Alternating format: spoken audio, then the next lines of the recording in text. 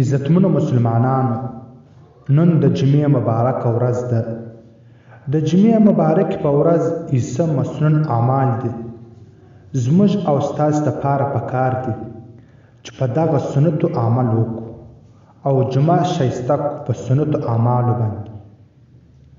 لس داسې شیان دي چې هغه باندې څوک عمل وکړي نو ګواکې د جمعې چې کوم مسنون اعمال دي په هغه عمل وکړي. نو د جمعې په ورځ لس شیان سنت دي. اول، ښه کپړې او صفا کپړې اغوستل. دویم، تیل یا خوشبویي لګول. دریم، مسجد ته پر پښو تلل. څلورم، مسواک وهل. پنځم، غسل کول.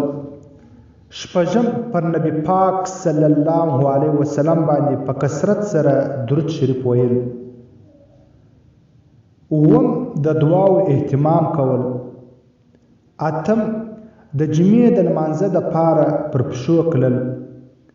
نم، د امام سره ژیندې کښېنستل او خطبه په غور سره اورېدل. لسم، د سوره کهف تلاوت کول.